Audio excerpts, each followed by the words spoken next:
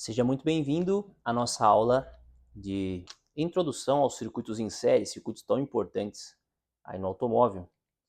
Por exemplo, em todo sensor resistivo, sensor ABS, magneto resistivo, boia de combustível, sensor de posição da borboleta, sensor de posição do pedal, ventilação interna, ventilação externa, todo sensor resistivo e controle de potência, o circuito em série é utilizado.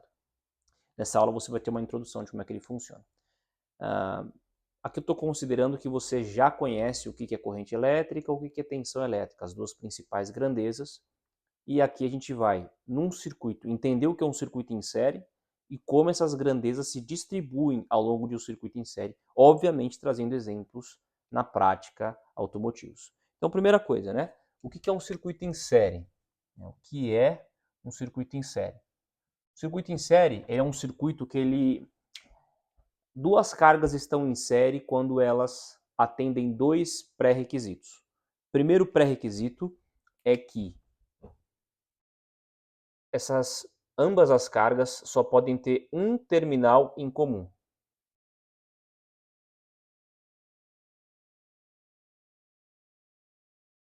E, por exemplo, a gente tem um circuito em série. Um terminal em comum, tem duas cargas, dois resistores, duas lâmpadas, dois motores, ou uma resistência e um motor, ou uma resistência e um sensor. Só tem um terminal em comum, o terminal não é comum, não está conectado. E o segundo pré-requisito é que um circuito em série, as cargas possuem a mesma corrente. Então, a corrente que está circulando por uma carga é a mesma corrente que está circulando por outra carga. Tá bom? Então, o que é um circuito em série? É um circuito onde duas ou mais cargas têm apenas um terminal em comum entre elas e a corrente dessas duas cargas é igual. Ok.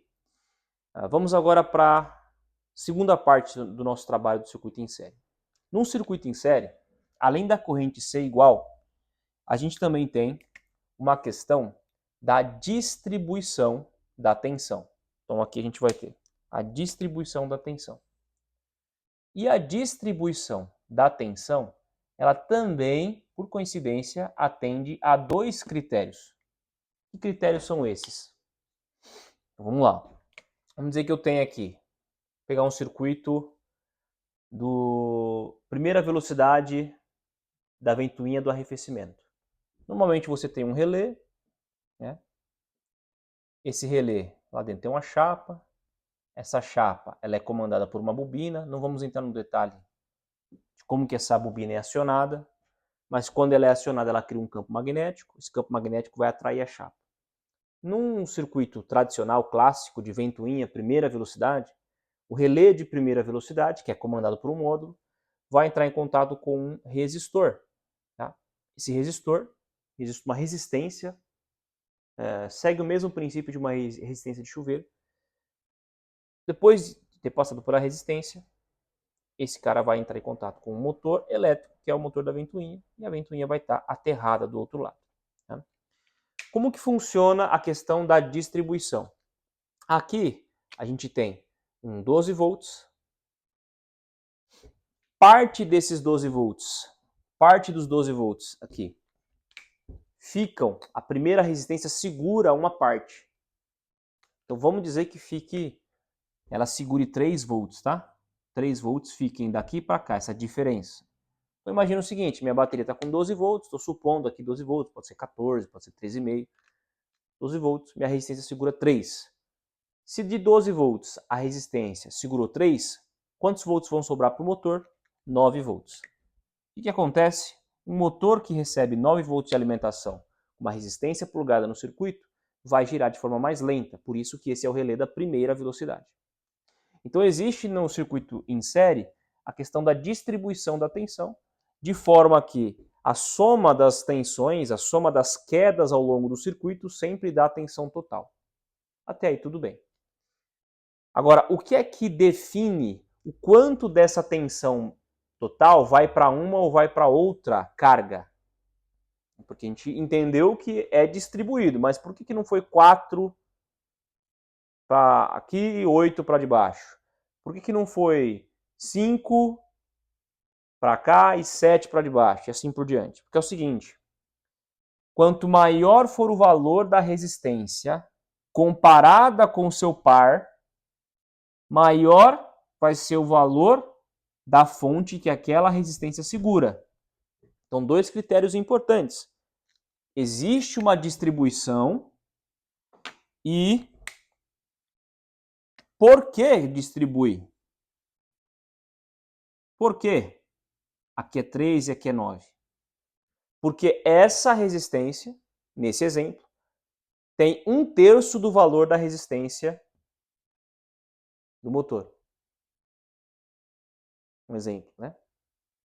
Quanto maior for a resistência, em comparação com o seu par, mais tensão ela vai segurar.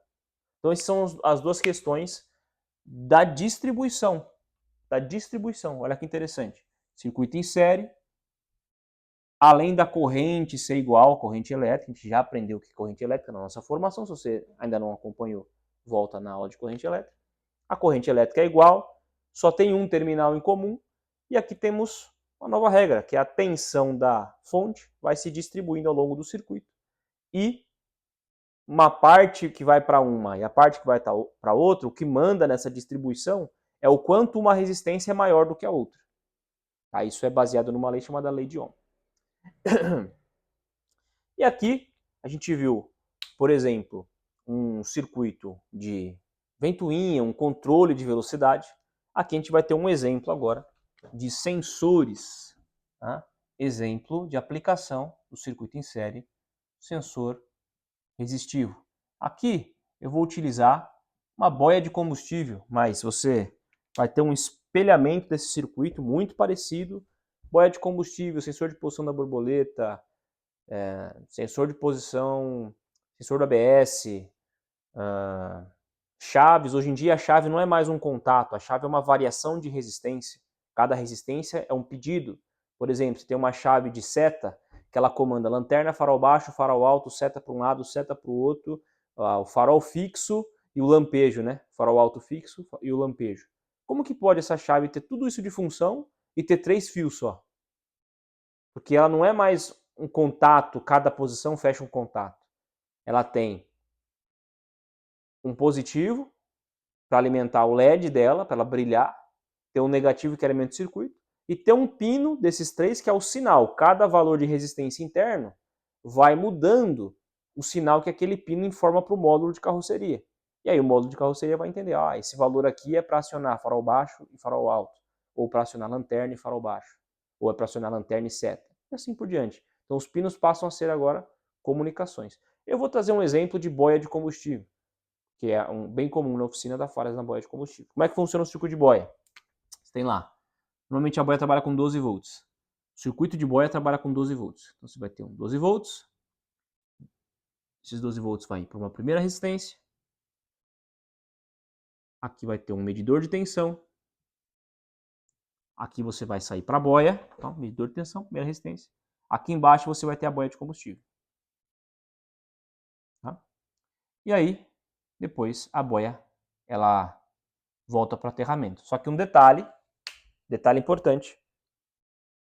Isso aqui está dentro do módulo. Está estudando comigo aqui nos circuitos em série, um circuito interno ao módulo. Olha só.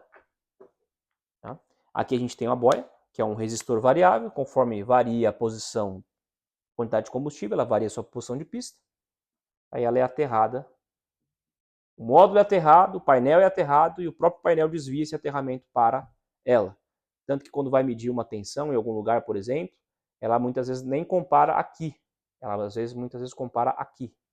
Então, desse negativo para este pino interno. Então, só para a gente diferenciar aqui, tá? O que é o circuito? O circuito é o que está em preto. O que é o medidor? O medidor é o que está em azul. Então, você vai ter aqui como se fosse um voltímetro dentro do módulo, tá? Um multímetro regulado em volts. Uma ponta aqui, a outra ponta aqui. Né? O que acontece? Baseado naquela regra de distribuição, conforme eu altero o valor da resistência da boia, conforme o combustível se altera, eu estou desequilibrando, eu estou alterando a distribuição de tensão. Esse ponto central é o ponto que vai mudando o seu valor de tensão. Um exemplo, 12 volts circuito total, vamos dizer que chegou num ponto que as duas estão iguais. 12 volts. Se essa é igual a essa segura 6. Nesse ponto aqui eu vou ter 6 volts. A boia vai segurar 6. Depois dela vai sobrar 0. Por isso que o negativo é 0 volt, porque ele está sempre depois da última carga. Aí vamos dizer que dos 12 volts, esse aqui ficou 1/4 desse aqui de baixo. Esse cara aqui aumentou muito alto. O que acontece? 1/4 de 12, 3. Então 3 volts vão ficar nessa parte de cima. 3/4 de 12, 9. 9 vão ficar aqui. Então conforme eu alterei a resistência da boia, eu mudei a distribuição de tensão e esse ponto aqui é o que restou da queda de tensão da primeira resistência. Assim que o módulo sabe que você está alterando o combustível. Então a boia só tem 2 pinos. Ela tem um massa para fechar o circuito em série. E o segundo pino dela é um pino que varia, não chega a 12. Ela varia 7, 8, 9, dependendo da posição da boia. Então isso aqui é uma aplicação de circuito em série num sensor. Então só para revisar, nossa aula de circuitos em série, uma introdução técnica, né? Primeira parte, o que é um circuito em série? É um circuito que atende 2 requisitos. Cargas em série são cargas que têm apenas um terminal em comum e corrente entre as cargas é igual, corrente igual. Esse é um circuito com cargas em série, são cargas que atendem esses 2 requisitos.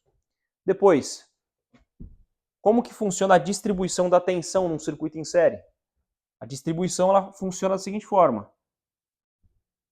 Bateria vai se distribuindo ao longo das cargas. O que manda nessa distribuição? O quão maior uma resistência é maior que a outra. Se uma resistência é 3 vezes maior que a outra, a queda de tensão dela vai ser 3 vezes maior do que a outra, que é a primeira. Sempre obedecendo que a soma das quedas é igual a 12. Então ela vai ser 3 vezes maior do que essa, só que a soma das duas sempre dá 12. Isso acontece fisicamente, isso é uma lei física, não tem nenhum controle eletrônico para distribuir essas tensões. Tá? Então, a soma das quedas é igual à tensão total. E o que manda que se vai mais para um ou mais para outro? O quão maior é uma resistência do que a outra. Quanto maior a resistência, mais tensão ela segura. E aí aqui já foi um exemplo, né, da ventoinha na primeira velocidade. E aqui um exemplo na sensores resistivos, boia de combustível. Mas aqui você pode trocar boia de combustível por sensor de temperatura do motor, sensor de temperatura do ar-condicionado. Você pode trocar por sensor ABS da roda, magneto resistivo. Você pode trocar por chaves. Então a chave, cada seletor, ela vai selecionando uma resistência interna, vai mudando o valor, o módulo vai entendendo, vai comandar a lâmpada para aquele circuito. Então espero que você tenha aprendido e entendido um circuito em série, algumas aplicações. Pode continuar agora a nossa formação.